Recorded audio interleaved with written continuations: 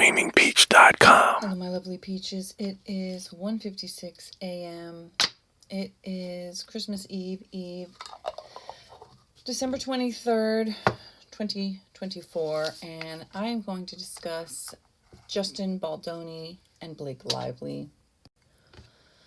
So, just to start the video off, being transparent, I am completely biased. I absolutely do not believe Blake Lively. My first immediate impulse when I saw the first headline yesterday that she was accusing him of SA was visceral, like, get the fuck out of here. No fucking way. I know you're fucking lying. I know you're fucking lying. Today, I listened to lawyer, Peter Tragos on YouTube. He read the complaint. I saw many people immediately jumping on the bandwagon of, oh, he's so gross. Oh, he's making me sick. Oh, it's so vile. I immediately got Amber Heard 2.0 vibes. Also, continuing in my transparency, there were quite a few people in the comments. I'm going to put my sweatshirt back on because I'm getting chilly. I just took it off, but a lot of people were like, oh my God, he's gross. I believe her. However, a lot of people were also saying what I'm saying. Amber Heard 2.0. She's a liar. She's trying to retaliate.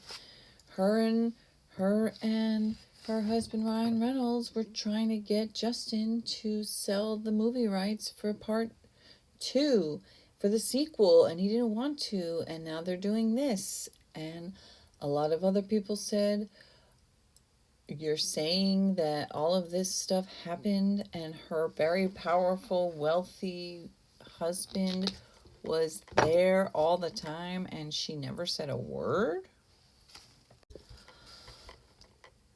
Of course, I understand power dynamics. I understand that often women don't say something because, or I shouldn't say just women.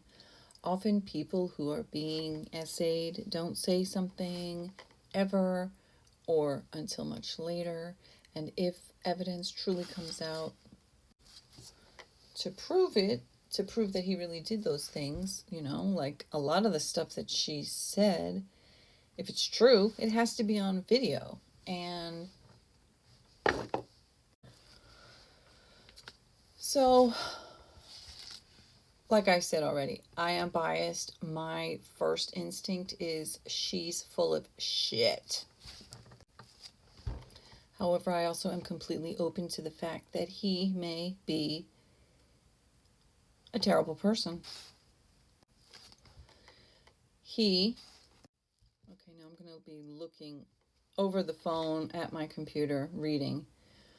Justin Baldoni co-hosts the Man Enough podcast, which delves into contemporary masculinity and its societal implications. Launched in 2021, the podcast provides a platform for candid discussions on topics such as gender roles, relationships, mental health, personal growth. Baldoni is joined by co-hosts Liz Plank and Jamie Heath, who's also named in the lawsuit. Jamie Heath. And together they engage with various guests to explore and challenge traditional notions of masculinity. The podcast is an extension of Baldoni's broader efforts to redefine masculinity, which include his 2017 talk, Man Enough, and his 2021 book, Man Enough, Undefining My Masculinity. Through these platforms, he aims to create safe spaces for conversation that encourage vulnerability and authenticity among men, promoting a more inclusive understanding of manhood. Blake Lively, on the other hand, in 2012, she was promoting Gucci and became the face of Gucci's fragrance, promoting the brand through various campaigns. In 2011, She was the face of Chanel's Mademoiselle handbag line, participating in promotional activities for the luxury brand. L'Oreal Paris, Lively served as a spokesmodel for L'Oreal Paris, featuring advertisements and representing the brand in various capacities. In 2021, she launched Betty Buzz, a line of non-alcoholic sparkling mixers. And she also has a hair care line that she was promoting as well. In media appearances, Lively has been featured in numerous interviews, magazine covers, where she often discusses her acting projects, her personal life, and entrepreneurial endeavors. Her promotional activities typically align with her current projects, whether in film, fashion, or business. And these efforts highlight Lively's multifaceted career, encompassing acting, entrepreneurship, and brand partnership. And in other words, Justin Baldoni has spent over a decade educating himself and others on dismantling toxic masculinity, while Blake Lively has been promoting her face, her acting as a beauty brand, her face that she allegedly, if you look at old pictures, paid for, which is fine. You're legally allowed to, Photoshop your face permanently, so to speak. But, it does appear that the two of them have pursued markedly different professional focuses over the years. Baldoni has dedicated over a decade to initiatives that promote emotional intelligence, gender equality, dismantling toxic masculinity through books, podcasts, and films that often emphasize introspection, vulnerability, social progress, in particularly in relation to men's role in society. So a couple overview. Jane the Virgin. Justin played Rafael Solano, a wealthy hotel owner who evolves into a devoted father, learning emotional growth and stability.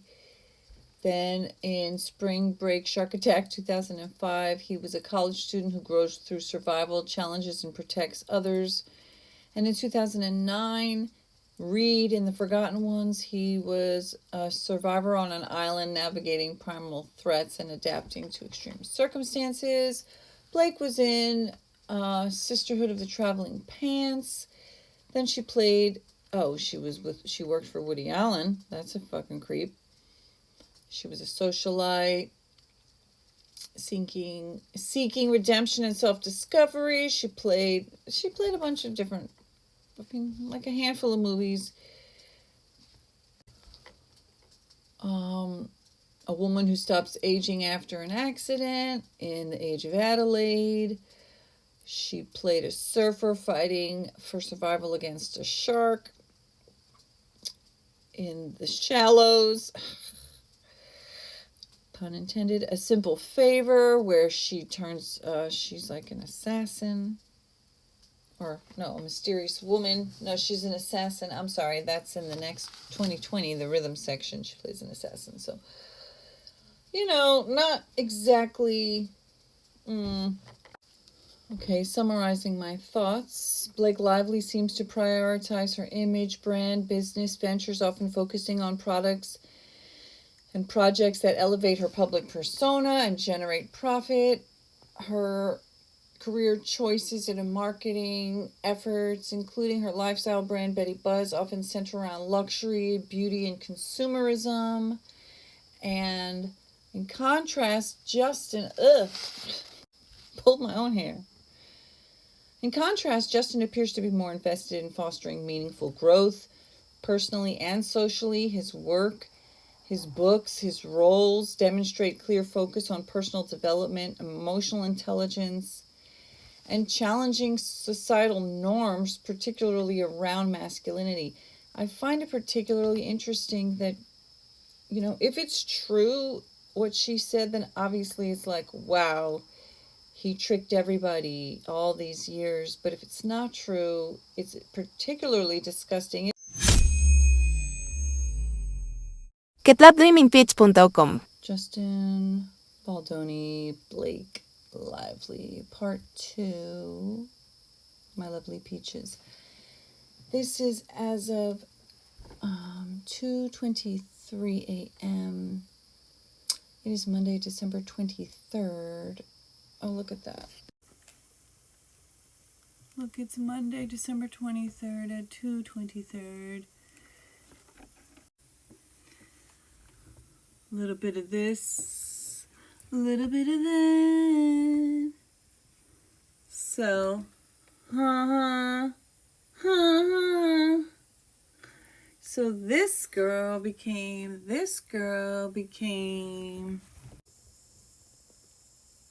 Now, as a survivor and a thriver myself, as an HSP, a highly sensitive person, as an insight coach, I'm just saying, I could be wrong. I could be totally wrong. You know, it's interesting. I just had a thought. There are people that I have loved for decades, and the moment I heard something about them, I had a reaction. And I didn't have facts. And I'll be honest, there have been times where someone I loved, like Chris Noth, for example, I loved him, like literally Law and Order, Sex and the City. Like, I loved that man as an actor for decades. Beautiful, funny, the jerk you love to love. And the moment I heard something about it, I mean, I never did follow up to read or find out what happened with that. He was accused of SA. And I really did lose. Well, just looking it up, it says 2 women named Zoe and Lily accused him of SA.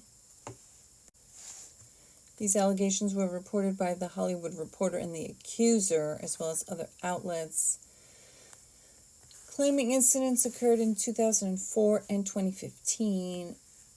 They both detailed their experience, which included claims of forced SA without consent. And he said he strongly denied the accusations, stating that the encounters were consensual.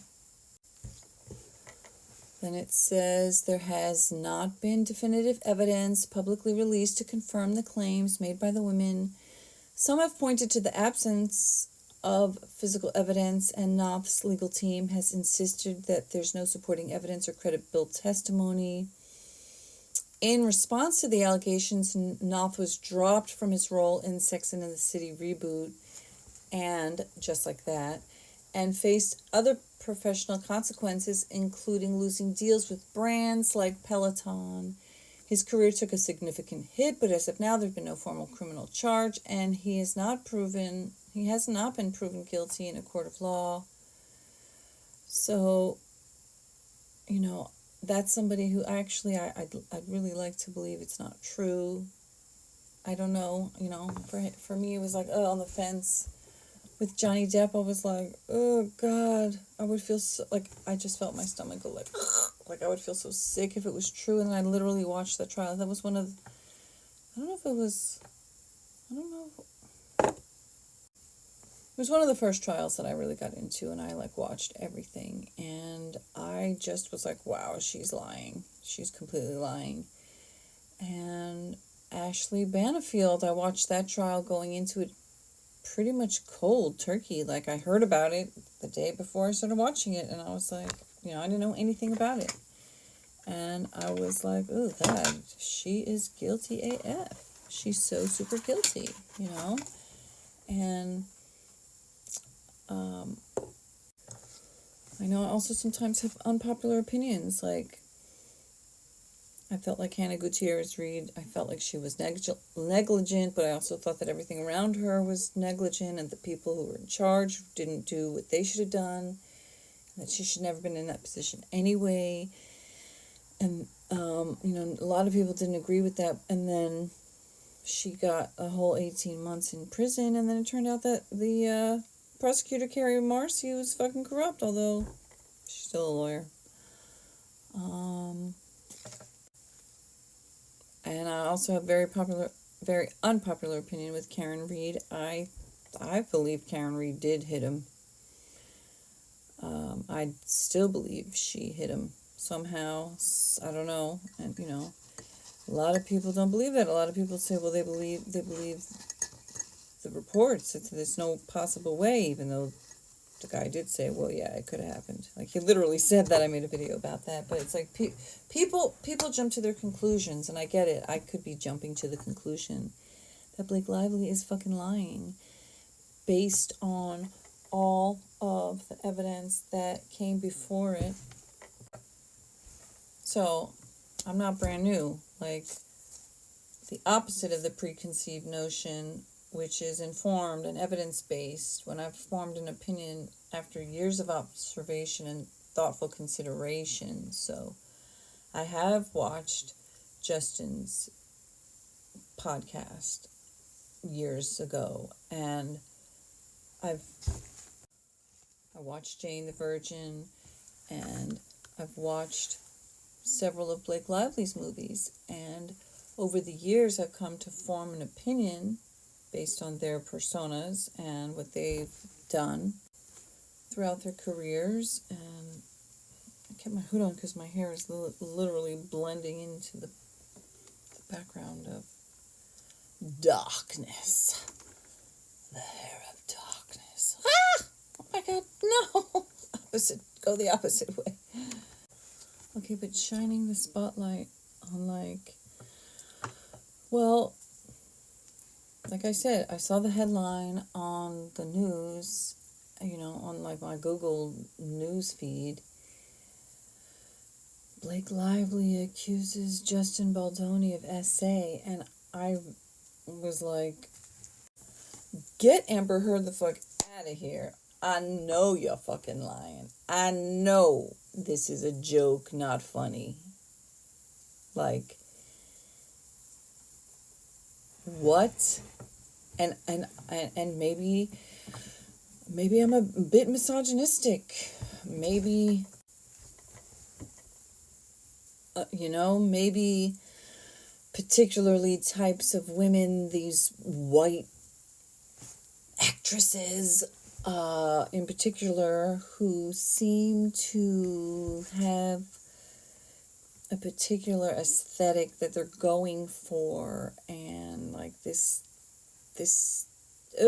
like, I don't know, I'll be honest, the misogynistic thought that I had was, she fucking wanted him. She wanted him so bad. Justin is so droolingly gorgeous.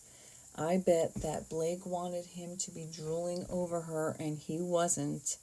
And he probably was the opposite. Like, I feel that she was probably throwing herself at him, and he rejected her. And someone like her would despise someone like him. Someone like him, a man who has spent decades trying to build men up to not be toxic and to promote women. And what better way would a narcissist try to tear somebody down but to literally try to make it seem like that person is exactly who they are? So she's a total hypocrite. She is trying to profit and capitalize off of victimized women, making a movie about DV, but then promoting her brand. He breaks away from that, and he's trying to promote women getting empowered. And hey, if it turns out to be all true, everything she said is true, then of course it's despicable, it's horrific, it's terrible. But if the converse is true, if what my gut instinct tells me is true, that she's literally she's the one trying to smear him because she's jealous and she's ratchet. And she's trying to say that he's this despicable person, that he's literally trying to get people to, like, she's just, if it's not true, which is what, if it's true that he did those things, it's terrible. There will be plenty of witnesses.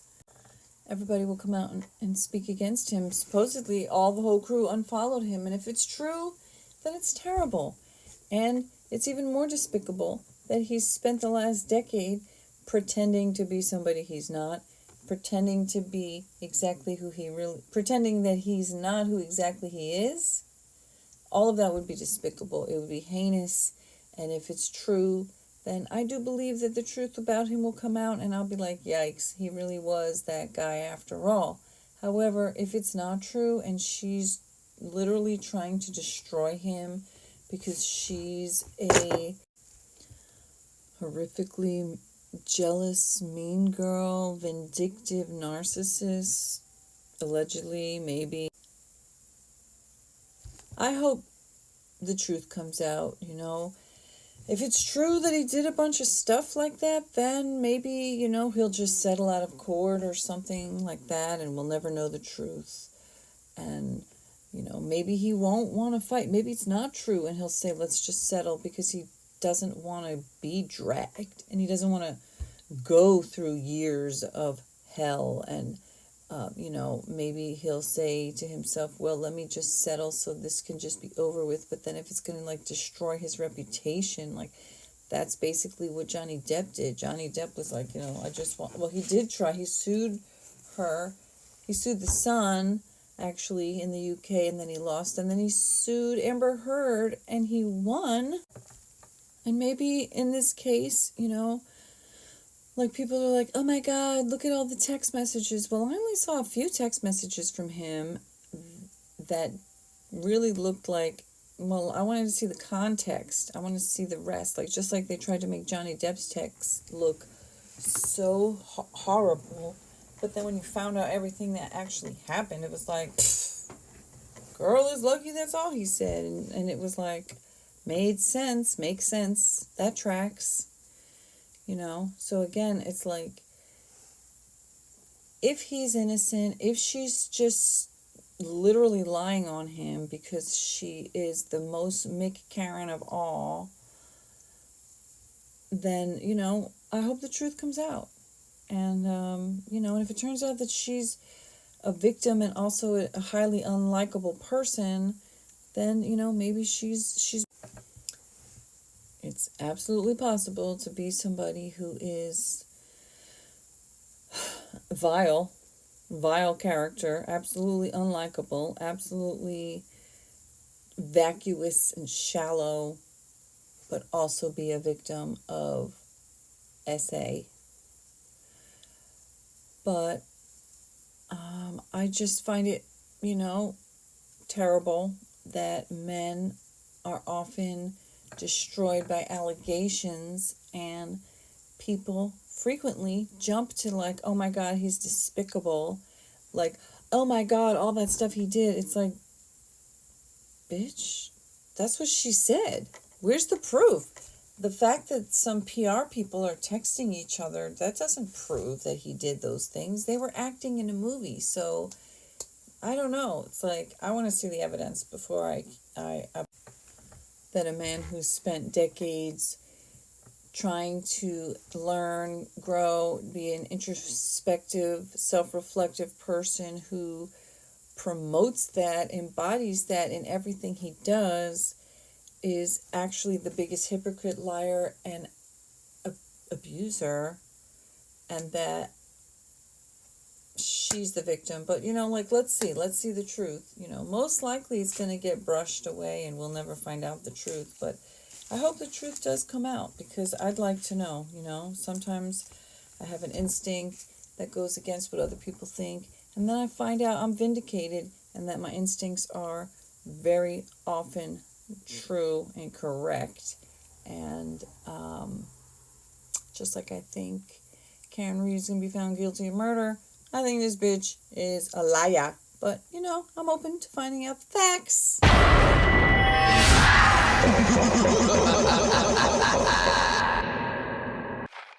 CatLoveDreamingBeach.com.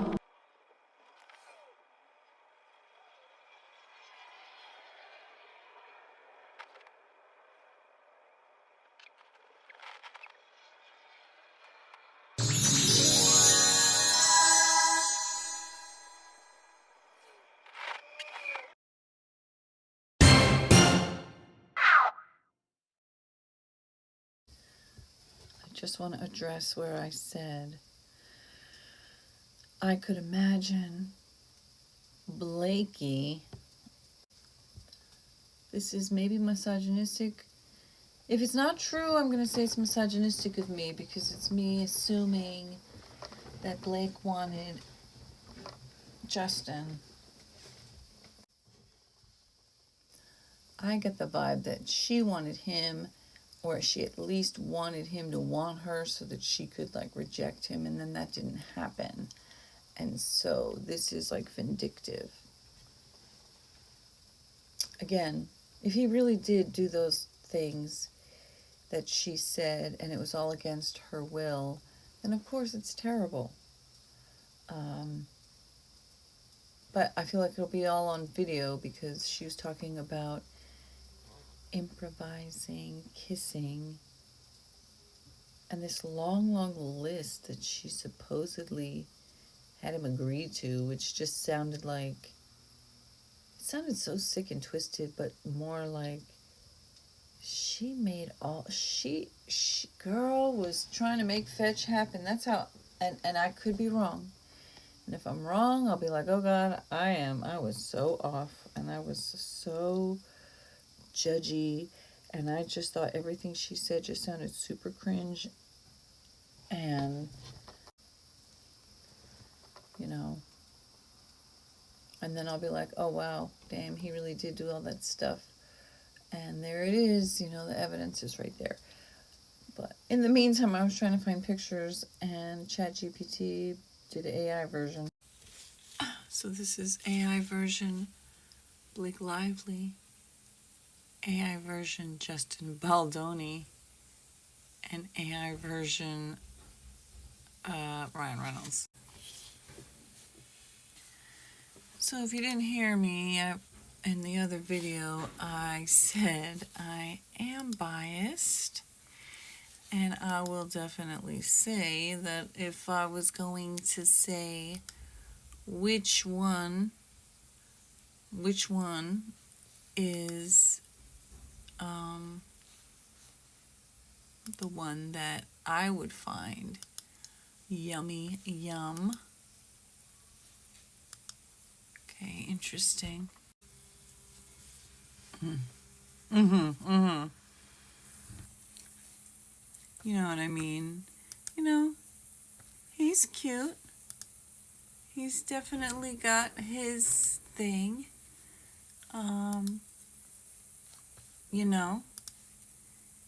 It's not like he's not handsome, but I've always kind of found it kind of funny, their snarkiness with each other. It's pretty funny, but then at the same time, it's kind of like, I wonder, I just wonder, when you play side by side with someone, this is his wife, it gets intense, and people can start to catch feelings. And you know what? I don't know.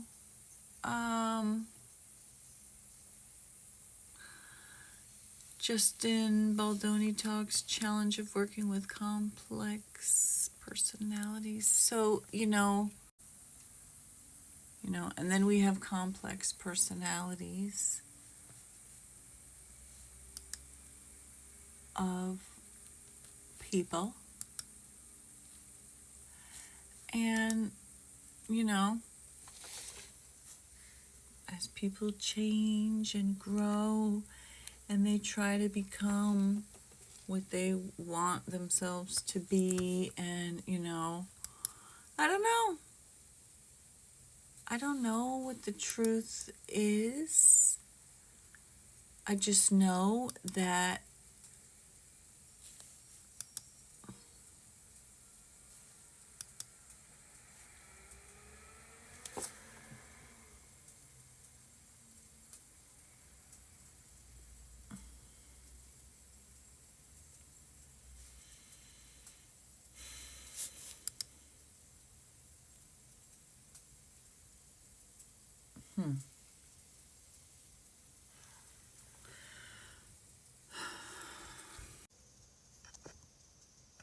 I don't know them personally. I don't know what really happened. I don't know who did what. It's very possible that Justin's persona is exactly that. It's a persona. Maybe he wanted to use the persona of being, the exact creep that he really is, and then pretend, like, remember that guy, Derek Jackson, who was like, oh, I can tell you everything that a sleazy man who's cheating on you, who's using you, who's a dog, who's a player, who's this, who's that. He knew it all. He knew the inside outs. He knew it from the inside out because it was his life and he was living it actively. Okay. So I'm not going to pretend that it's not at all possible that a gorgeous, sop him up with a biscuit man can't be someone who probably, is a creeper. Like, well, remember about James Franco? Oh my God, that was one of those guys where I was like drooling over him, and then found out what he was doing and how he was using. If you're beautiful and stuff, and then you use your beauty and your power to like SA people, F you immediately. And if it's true that this is what Justin was doing, then, F him immediately.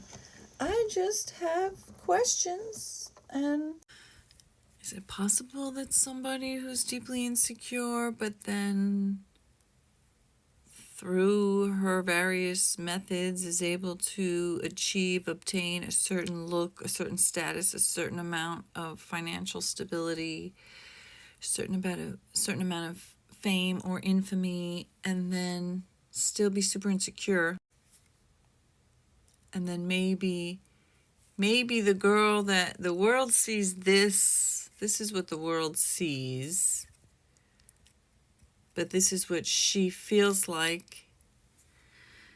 And I mean, it could be all wrong. Maybe this girl who's actually this girl, this woman who's actually this woman, cute. She's cute, right? A little bit different of a look. I mean, obviously she's a lot older, This is like a teenager. This is a grown woman, okay? I'm just saying that the mean girl who has played a mean girl, maybe she's not really a mean girl, but that's what she's played. So August 16th of 2024, they were already talking about that Justin Baldoni felt hurt and sidelined by Blake Lively on the set. Tension grew into them not speaking. I just quickly read through this. Creative differences. It sounded like Blake was going behind his back and changing things, even though it's saying no, that's not what she was doing. But changing without his input. And then Blake claimed that Justin had fat shamed her. Said there was a scene where he has to lift her up and he was trying to protect his back from injury, and he asked how much she weighed so he could train to protect her, and she felt that he was fat shaming her. And Blake reportedly felt that Justin, quote, lingered longer than he should have with the kiss and made her feel, quote, uncomfortable. So, maybe we'll find out, maybe we won't. Maybe I'm wrong for assuming that it's really her who, maybe something, I don't know, but I don't know. I kind of don't believe her, but maybe I'm wrong. What do you think? CatLoveDreamingPeach.com. Justin Baldoni, Blake Lively, part 4. Mofo typos, last yo. night I talked for 35 minutes on 3 different videos on TikTok. And I have a possibly unpopular position, which is I don't believe Blake.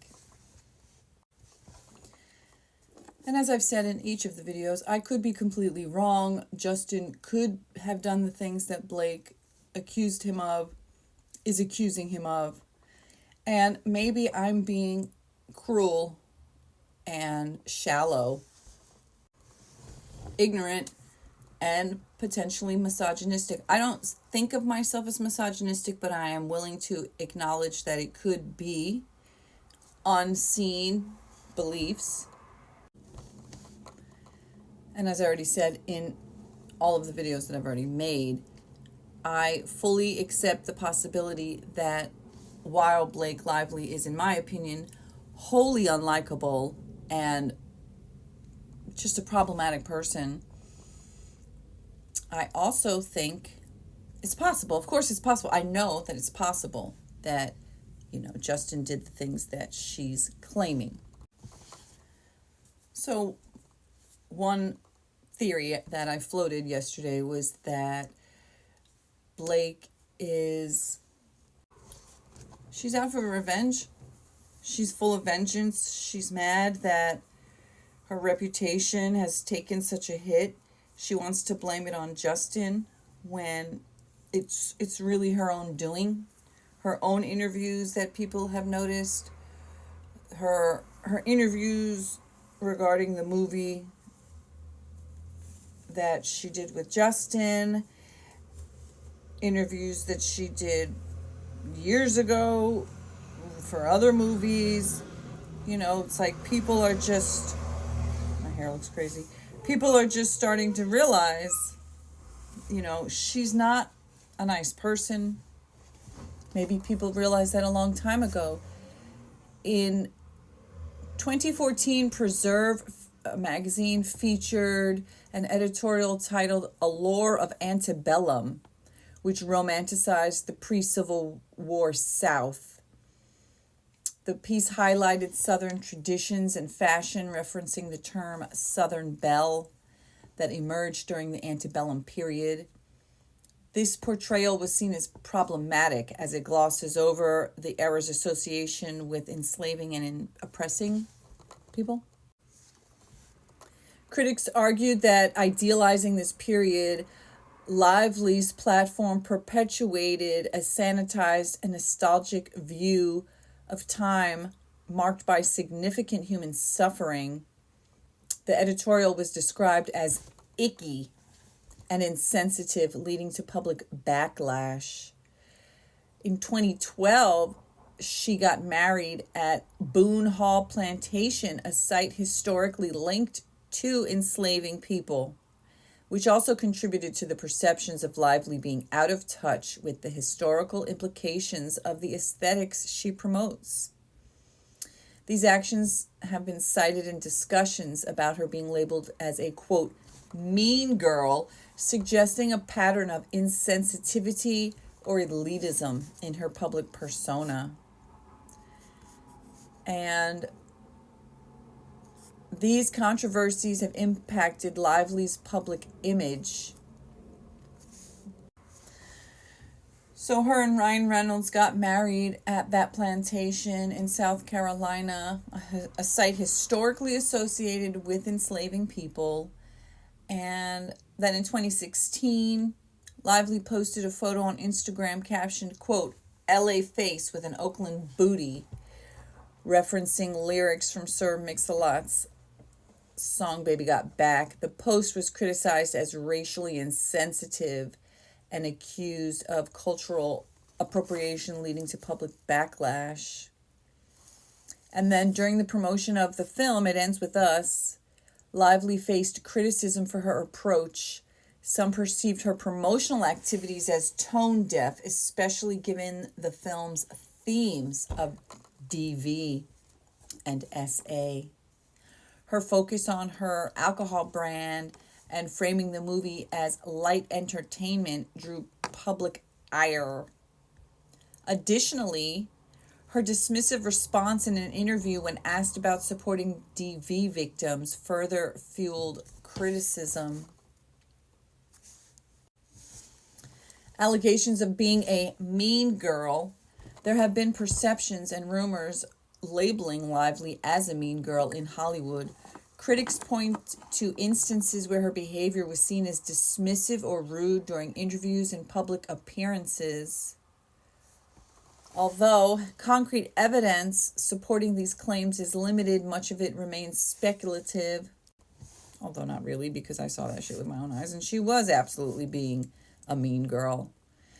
And then there's rumors about her rhinoplasty, breast augmentation, and obviously she can do what she wants. You know, it's not a crime to get plastic surgery.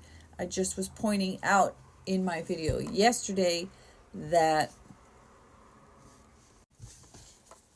I'm just making a generalized observation, which may not at all be true of her. It's certainly not true of everyone, but a general observation that a lot of people who have plastic surgery done are actually quite insecure, and they are hoping that they will feel better about themselves. Oh, my hair. My hair. So there have been studies, and while these studies are obviously not universally true for all plastic surgery patients, key points from research do point to many studies find individuals seeking plastic surgery often experience higher levels of body image dissatisfaction and can, be hoping that this will impact their low self-esteem and feelings of inadequacy, and they may be more likely to pursue cosmetic surgery due to the low self-esteem and low confidence. However, post-surgery, some patients do report an increase in self-esteem and confidence, but not all. And obviously, it can be even worse for some who may have body dysmorphic disorder, BDD, a mental health condition characterized by obsessive concern over perceived flaws in appearance. These individuals often remain dissatisfied after surgery. Cultural and social influences can play a role in shaping beauty ideals. Studies highlight that people influenced by these external pressures may opt for surgery to conform, which could correlate with underlying insecurities. And there's mixed outcomes. Not all plastic surgery patients are insecure or unhappy with themselves. Some seek surgery for reconstructive reasonings, age-related changes, or personal enhancement, although those could also be due to insecurity. And Journal of Plastic, Reconstructive, and Aesthetic Surgery in 2010, a study reviewed the psychological outcomes of cosmetic surgery and found that while some patients experience improved self-esteem, others continue to struggle with self-perception issues. The American Psychological Association indicates that while surgery can temporarily boost confidence, long-term satisfaction is heavily influenced by patients' mental health and expectations. Again, this may or may not have anything to do with the situation with Blake. I was just pointing out that it's possible that the underlying insecurities that she may have felt, and, obviously the industry she's in may have led her to do those surgeries, but it may not have fixed whatever was going on inside, which is why I think it's possible for a beautiful, successful, rich person to, maybe lie about a guy that she wanted to swoon over her and he didn't. And again, I can't state it enough. Maybe he really did do the things that she said. I just find it highly sus that not a single person in his career over these decades has ever come out to say anything negative about him. But in time, hopefully we'll find out the truth. So I'm acknowledging, my view could be shallow, close-minded, but at the same time, maybe CatLoveDreamingPeach.com